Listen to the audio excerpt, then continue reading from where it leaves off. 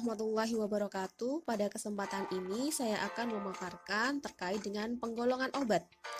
Penggolongan obat bertujuan untuk meningkatkan keamanan dan ketepatan penggunaan serta pengamanan distribusi obat kepada konsumen. Penggolongan obat menurut undang-undang dibagi menjadi 4. Yang pertama adalah obat bebas, yang kedua obat bebas terbatas, yang ketiga obat keras, dan yang keempat narkotika dan psikotropika. Kita bahas satu persatu penggolongan obat menurut undang-undang tersebut. Yang pertama, obat bebas. Obat bebas di sini ketika kita jumpai akan ada logo di etiket lingkaran berwarna hijau dengan bagian tepi berupa garis hitam.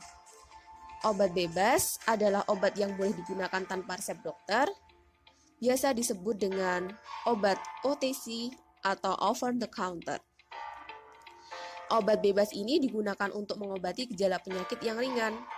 Banyak sekali obat bebas yang dapat kita temui di apotek ataupun di warung-warung. Contohnya Puyat 16, Waisan, Komik, Bintang 7, ataupun Extra Joss. Selanjutnya, penggolongan obat menurut undang-undang adalah obat bebas terbatas. Apa bedanya? Obat bebas terbatas pada etiketnya terdapat logo berwarna biru dengan lingkaran bergaris hitam. Obat bebas terbatas adalah obat-obatan yang dalam jumlah tertentu masih dapat dibeli di apotek tanpa resep dokter. Nah, contohnya ada obat mabuk seperti antimo dan anti-flu atau roza. Penggolongan obat selanjutnya adalah obat keras. Obat keras sendiri di sini ada tanda logo di etiket berupa lingkaran berwarna merah dengan huruf K di tengahnya, kemudian di bagian tepi ada lingkaran berwarna hitam. Obat keras adalah obat yang berkhasiat keras yang untuk memperolehnya harus dengan resep dokter. Obat-obatan yang termasuk dalam golongan ini adalah antibiotik, seperti tetrasiklin, penisilin, dan sebagainya. Serta obat-obatan yang mengandung hormon, untuk pengobatan kencing manis, obat penenang, dan lain-lain. Obat-obat ini berkhasiat keras dan apabila dipakai sembarangan bisa berbahaya bahkan meracuni tubuh, memperparah penyakit, atau menyebabkan kematian. Oleh karena itu, penggunaan obat keras sangat diawasi ketat oleh pemerintah. Bahkan apotek yang menjual obat-obat keras ini ketika dibeli oleh konsumen wajib melakukan pelaporan kepada pemerintah. Nah, selanjutnya penggolongan obat menurut undang-undang adalah narkotika dan psikotropika. Tanda logo obat yang tergolong narkotika dan psikotropika adalah palang berwarna merah dengan garis lingkaran di bagian luar berwarna merah. Contoh dari narkotika ada morfin, kemudian heroin. Nah, narkotika itu apa? Narkotika adalah suatu zat atau obat yang berasal dari tanaman atau bukan tanaman, baik sintetis maupun semi-sintetis, yang dapat menimbulkan pengaruh-pengaruh tertentu bagi mereka yang menggunakan dengan memasukkannya ke dalam tubuh manusia. Sementara psikotropika adalah zat atau obat yang dapat menurunkan aktivitas otak atau merangsang susunan saraf pusat dan menimbulkan kelainan perilaku, disertai dengan timbulnya halusinasi, ilusi, gangguan cara berpikir, perubahan alam perasaan, dan dapat menyebabkan ketergantungan serta mempunyai efek stimulasi bagi para pemakainya. Contohnya ada ekstasi, kemudian ada sabu-sabu. Nah, menurut Undang-Undang RI Nomor 5 Tahun 1997, golongan psikotropika ini dibagi menjadi 4 golongan. Masing-masing golongan terdiri dari berbagai macam jenis. Apa yang membuat mereka berbeda? Golongan 1 dan golongan 2, golongan 3 dan golongan 4, perbedaannya apa ya?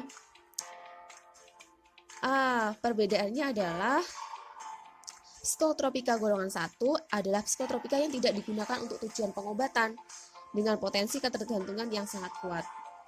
Psikotropika golongan 2 adalah psikotropika yang khasiat terapi tetapi dapat menimbulkan ketergantungan.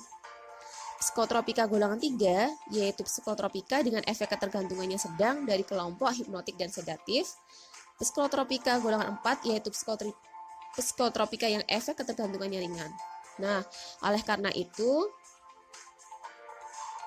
psikotropika golongan 1-2 biasanya digunakan untuk riset penelitian, sementara untuk treatment pengobatan banyak yang digunakan adalah golongan 3 dan golongan 4. Nah, selain penggolongan obat menurut undang-undang, ada penggolongan obat berdasarkan sifatnya. Yang pertama adalah obat alami, dan penggolongan obat yang menurut undang-undang tersebut adalah penggolongan obat sintetis. Nah, penggolongan obat alami sendiri itu dibagi menjadi beberapa macam. Sebelum ke situ, teman-teman pasti sudah punya gambaran bahwa obat alami itu berasal dari alam, bisa dari rempah, umbi-umbian, biji-bijian yang tentunya banyak sekali berada di Indonesia, negara kita ini. Obat alami, obat yang disajikan dari ekstrak atau penyarian bahan alam yang dapat berupa tanaman obat, binatang maupun mineral. Obat alami sendiri dikenal sebagai obat tradisional dan sekarang dikelompokkan menjadi 3, yaitu jamu, kemudian obat herbal terstandar, dan fitofarmaka. Apa bedanya? Jamu pada umumnya jenis ini dibuat dengan mengacu pada resep peninggalan leluhur yang disusun dari berbagai tanaman obat yang jumlahnya cukup banyak, berkisar 5-10 macam bahkan lebih. Bentuk jamu tidak memerlukan pembuktian ilmiah sampai dengan klinis, tetapi cukup dengan bukti empiris. Contohnya ada diapet, antangin. Baik, saya lanjutkan.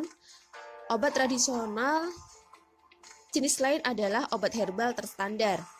Obat tradisional herbal terstandar ini berasal dari ekstrak atau penyarian bahan alam yang dapat berupa tanaman obat, binatang maupun mineral. Proses pembuatannya membutuhkan peralatan yang lebih kompleks dan berharga mahal, ditambah dengan tenaga kerja yang mendukung dengan pengetahuan maupun keterampilan pembuatan ekstrak. Bedanya dengan obat terstandar dengan jamu, obat herbal terstandar ada pembuktian ilmiah berupa penelitian-penelitian preklinik seperti standar kandungan bahan khasiat, standar pembuatan ekstrak tanaman obat, standar pembuatan obat tradisional yang higienis, dan uji toksisitas ataupun kronis. Nah, yang terakhir, untuk jenis obat tradisional atau obat alami adalah fitofarmaka. Fitofarmaka adalah bentuk obat tradisional dari bahan alam yang dapat disejajarkan dengan obat modern karena proses pembuatannya yang telah terstandar, ditunjang dengan bukti ilmiah sampai dengan uji klinik pada manusia. Contoh yang dapat kita temui di lingkungan kita, contohnya diapet, stimulum. Nah, itu tadi paparan terkait dengan pengolahan obat. Semoga materi ini bermanfaat, tibanya saat teman-teman untuk mengerjakan post-test yang saya unggah di Classroom. Selamat mengerjakan. Assalamualaikum warahmatullahi wabarakatuh.